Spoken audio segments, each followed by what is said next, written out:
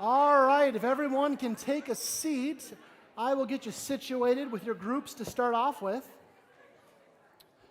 First of all, hello to all you confirmation students. Hello, hello, Brody. All right. If you can hear me, clap once.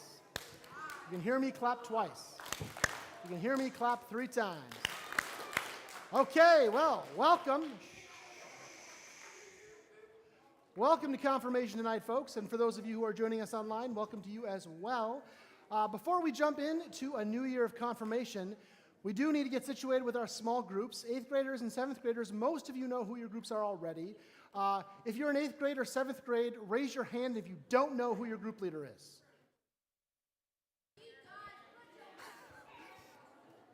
Okay, sounds good. We will get you situated right, let's see. Oh, yeah, okay, you bet. And let's see, 7th grade, is that right? 6th grade, we're going to get situated. 7th and 8th graders, everybody know who you're in, or if you don't know your leader yet? Okay, so 6th graders. We'll start with you guys, and then we'll make sure everybody's got their groups. So, first of all, can I have Adrian and Mitch Eichmann stand up, please? This is Adrian and Mitch. Hooray, Adrian and Mitch. So here's what I need. If I call your name, please go and sit by Adrian and Mitch because they are your group leaders. Okay, here we go. We have Jackson Adams, Charlie Benson, Evan Hoffman, Peyton Moran, Colton Olson, Kieran Shanahan, and Caden Tisdale. Please go meet with these folks if you are here.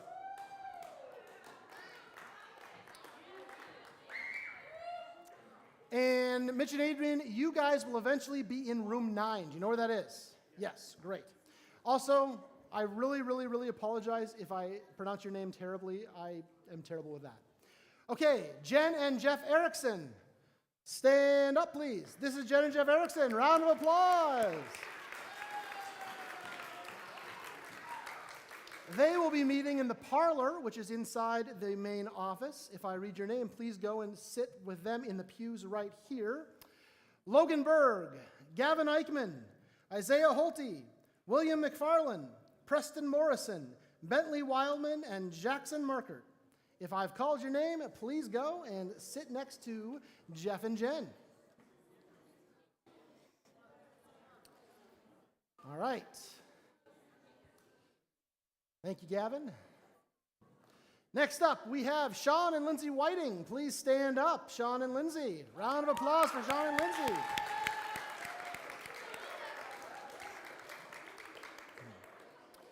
If I call your name, go and sit by Sean and Lindsay, and you guys are in room 2, which is just across the fellowship hall with a big 2 above it. All right, Evan Engesather? Okay, cool, go sit by them. Caleb Gorneau, Drew Connick, Jackson Martin, Marcus Runnigan, Griffin Sennenfelder, and Riker Sant. Please make your way over to Sean and Lindsay.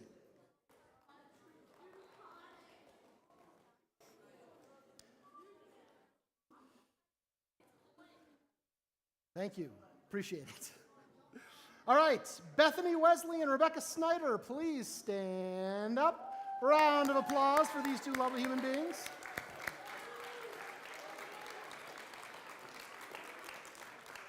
If I call your name, please go and have a seat next to them. And you guys are, wait, did I say room 1 already? Oh yeah, that's room 1. You guys are in the couch room.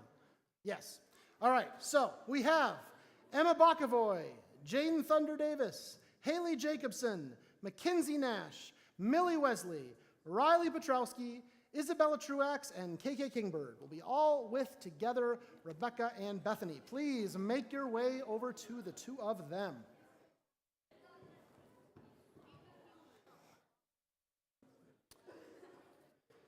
And then we have Allison Tisdale. Where are you, Allison? Right over here. Okay, and we've got, yes, Allison, wonderful. And Allison, who's your partner tonight? Emily Westover is helping out tonight, so wonderful round of applause for these 2 lovely human beings. If I call your name, please join Allison and Emily over there. And you guys are down at the end of the hall in room 13. This would be Emma Erickson, Claire Evge, Nora Freezy, Mackenzie Jones, Lindy Mishalik, Joelle Woods, and Evie Mack. Please make your way over to these two.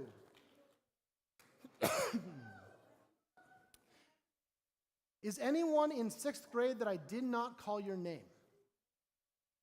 Oren? Oh, yes, Oren. Let's see. Oren, let's put you... Can I add him to you guys, Mitch and Adrian? Or is that okay? Okay, Oren, if you want to join with the Eichmann group, you can head on over there. Right that. Okay. Any other 6th graders that I did not call the names of? Okay, who we got? Don't do this to me. Come on. Show me some love here. Okay. We got everybody? We good? Okay. Does anybody in 7th or 8th grade or 6th grade not know whose group they're in? If yes, you are in the same groups that you were in last year if you were here last year. Okay. If for whatever reason you don't have a group and you haven't raised your hand, come find me afterwards. Okay?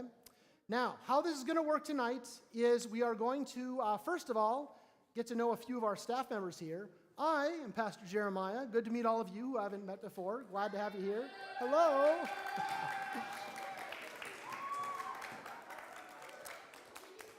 In the back, we have a couple other wonderful staff people. We have Pastor Chris, who is my counterpart here.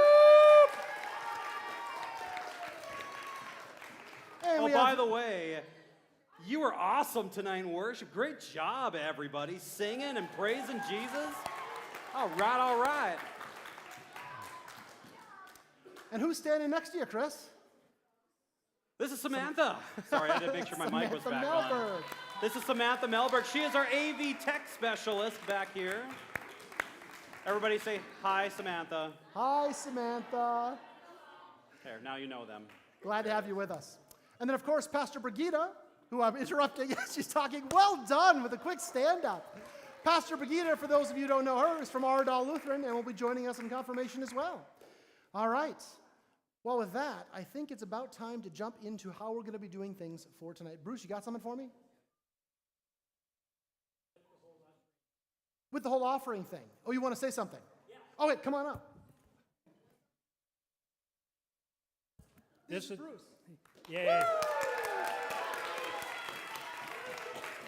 This is especially for our 6th graders. You saw me this evening. We have the responsibility Wednesday nights, the 6th, 7th, and 8th graders, to make sure that everything flows smoothly with our collections, with our offerings, with the communion. And so I recruit kids every Wednesday right at the last minute, so don't be surprised, moms, dads, and kids, if I put the touch on you. But that's the way it works here, and I work with you individually if you haven't done it before, and it works well. So be looking for me. So everybody say hi, Bruce. Hi, Bruce. You're awesome, Bruce. All right. So, a couple things really quick about how we're going to do this on a weekly basis. Oh, thank you so much, Samantha. I appreciate that. Wonderful. Got my slides now. So, how confirmation will work is we generally start off with large group lesson, which is where I'll come and talk a little bit about the broader picture of what we're talking about that given night. And then about halfway through, we'll break off into our small groups to go and meet in our specific rooms and go a little bit deeper. And that's just kind of the general structure of that. Small group leaders, you will have a folder for each of your groups in that red box. Tonight, everything that you need should be in there. There's the attendance sheet, there's the leader sheets, there's the student sheets, there's extra paper. I put a copy of the small catechism in for each of the 2 leaders. If you need anything else, you can find us. We'll be around and we can help you out with that. But those folders will be there each week. And if you need anything else, you can find us for that. Okay, now, before I jump into talking about, catechism and stuff like that, we're going to be talking about acolyting and how to do it. So, what is an acolyte in terms of stuff we do at church? Chastity? Yes, the person who lights the candles before church starts and does a few other things as well. Basically, it's a role for you guys to get involved with helping run worship in a particular way. Part of it involves lighting the candles. Part of it involves helping with communion. Part of it involves sitting up in the front row so we can all see your smiling faces. Now, when you get signed up for acolyting, and all of you guys will be signed up at some point for acolyting if you're going to be worshiping here at Calvary, one of the things that you're going to want to do, and make sure your parents know this too, and I've talked to them already about this, and I'll be continuing to talk about this, is get here about 15 minutes before the church service starts and meet with me over in the sacristy. Where's the sacristy?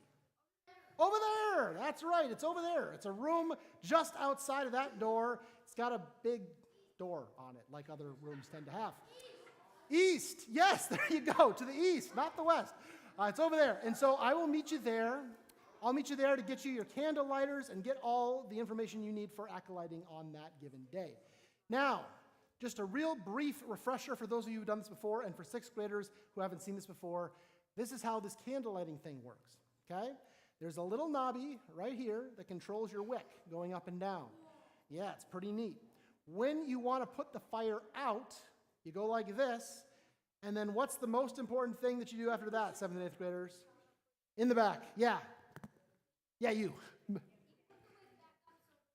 You put the wick back up so it does not get stuck. Thank you, Morgan. That is exactly right. Because if we don't put the wick back up and we just kind of put it up a little bit, or if we leave it down all the way, it gets melted in here, and then it's really a hard job for me to kind of come and try to fix it. So please make sure you leave the wick up as much as you can there to make sure that it doesn't get melted. Also along the same line, when you walk in with the candle lighter, you want to have the bell on top so that this wax doesn't like drip down inside of here. Instead, well, hopefully it won't drip too much, but you want to have the bell on top. Let's just go with it that way. Let's see, I think that is most of the nuts and bolts for that piece. When we get to communion itself, you're going to be holding a basket, which is super easy, and I will give you individual instruction when you show up to Acolyte on how that works. It's not complicated. It's not super stressful. You guys are going to be awesome at it. All right, so that's the super quick version of how to Acolyte. And when you guys get here for the Sunday or Wednesday services that you're acolyting, I will give you a more in-depth lesson about that. But we don't have a ton of time, so I want to dive into the meat of what we're talking about tonight. Well, I'm going to lose things. There we go. So this year, we have a specific focus of our lessons together, and that is going to be focused on this little book that we made available and you can use online. Hopefully we have access to those. If you still need one, you can come talk to me. I can get you hooked up with those. This is the Small Catechism. It's actually called Luther's Small Catechism. Does anybody know what a catechism is, what that means? It's kind of a weird word. Yeah, Bree.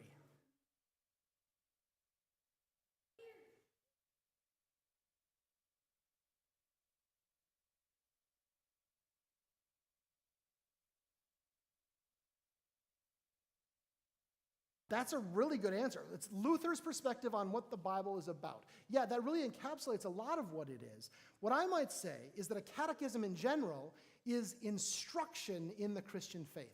The Small Catechism that Luther wrote, that we're going to be looking at this year, is a book that he wrote so that families could kind of talk about what it means to follow Jesus together. It covers some of the nuts and bolts, some of the real touch point things for us as we take this walk of Christian faith together. And he wrote this specifically so that it was approachable. It was something that people could actually kind of dive into and have some understanding of some things like the Ten Commandments, about the sacraments, about the Apostles' Creed, all of these things. And one of the cool things about the Catechism is that it often involves a question that I like to call the Lutheran question. 7th and 8th graders, do any of you remember what the Lutheran question is? Bree? Oh my goodness, that was wonderful. It is, what does this mean? Yes, you got it. Fantastic, Brody. Love to hear it. So the Lutheran question is the question, what does this mean? And often we ask this question when we read the Bible, when we're thinking about God, when we're thinking about the life that we share together. We want to know, how does this apply to our lives? How do we understand these things? And in the Small Catechism, after every section, Luther asks this question, which is why I call it the Lutheran question. What does this mean? It's an important thing for us to kind of explore together. Now, we've kind of talked a little bit about Luther's Small Catechism, a little bit about the Lutheran question. Maybe we should go even a little further back. Who is Luther? Who is this guy? Who is Martin Luther? Close. Martin Luther King was actually named after Martin Luther. This guy lived a long time before Martin Luther King Jr. This guy lived about 500 years ago in Germany. And this guy is why our church is called a Lutheran church. So to kind of understand a little bit about the small catechism and about Luther itself, I'm just going to give you a brief history of who Luther was. Luther was a monk or a priest, someone who was working in the church at a time when the church wasn't very accessible to a lot of people. A lot of the ways that we learned about God were not easily gotten to. In fact, a big part of that was because the Bible was only written for people who could understand Latin. Who here reads Latin? What? No hands? Okay, great. I love seeing a couple hands. I don't read Latin either. Latin is not a language that we generally read on a day-to-day basis. Do you think that Latin was a language that most everyday people read on a day-to-day basis 500 years ago in Germany? No. In fact, most people couldn't speak it, couldn't understand it. They would hear it in church every Sunday because that's the way that church services were done, were often in Latin, but they didn't really know what it meant. And so it really fell to the priests and the people in the church to explain and to talk about what the Bible was about. Now, for Luther, for most of his early life, he was really scared to death of God. He was afraid that God was going to judge him, was going to call him a terrible person, was going to punish him for all the things that he thought he was doing wrong. Because that was kind of how he understood God, was that God was someone who was really angry. But then, when Luther later on learned Latin and was able to read the Bible for himself, he discovered a view of God that was very, very different from how he had understood that. He actually taught about the Bible, about Scripture, as being something that was the greatest gift that God had ever given to us, because it showed the love that God had for us in a way that we really needed to hear, and that he really needed to hear.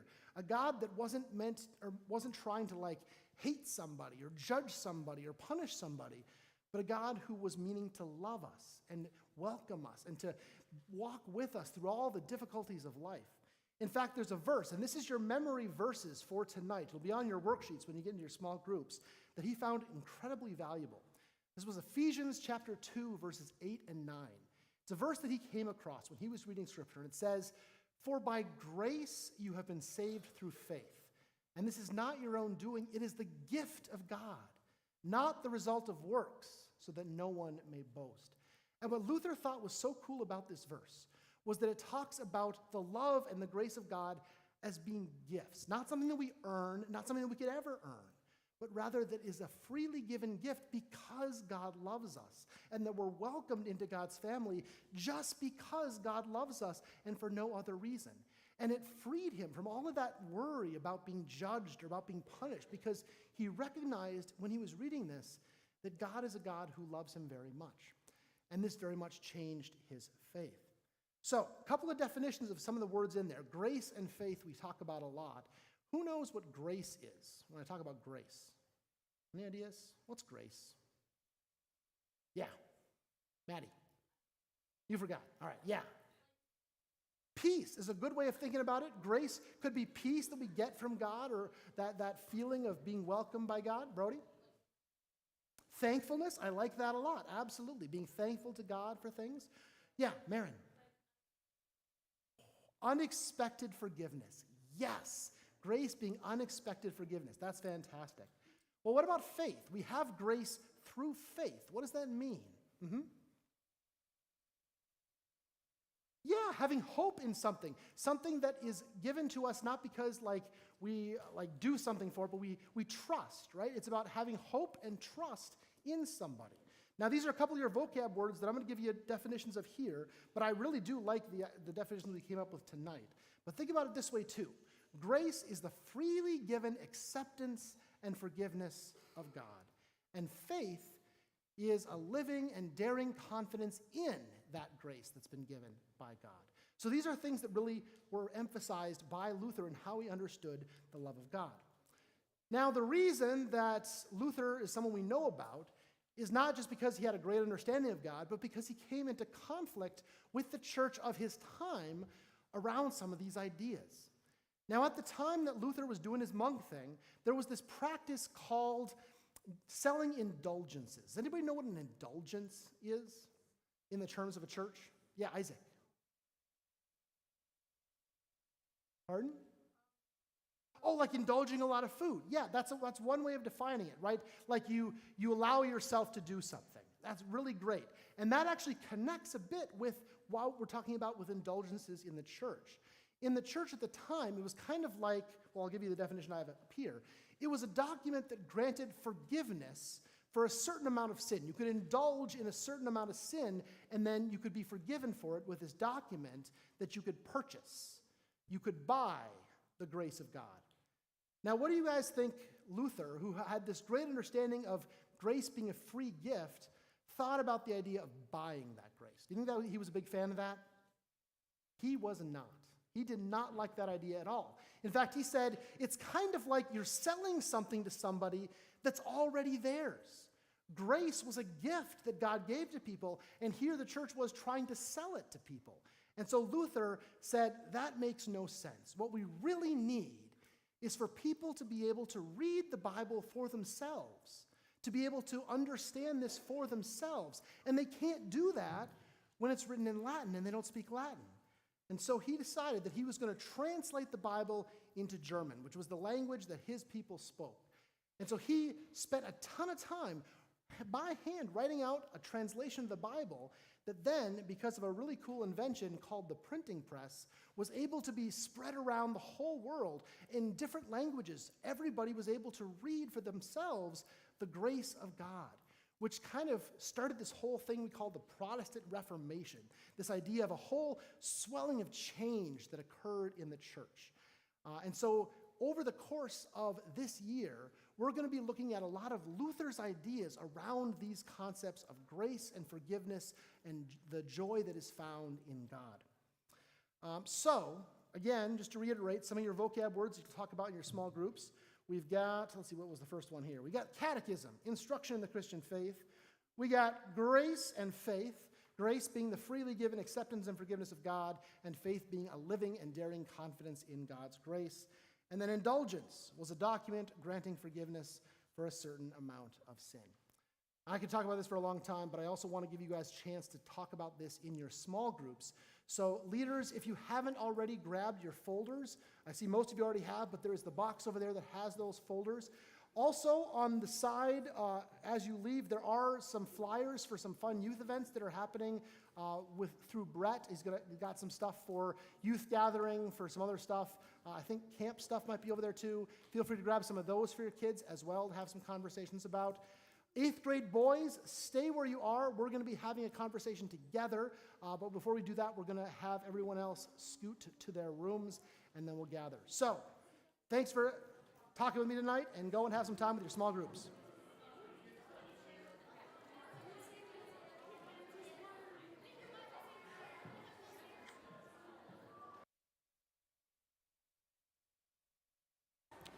We're going to go till 8 o'clock. So we can go into 8 o'clock.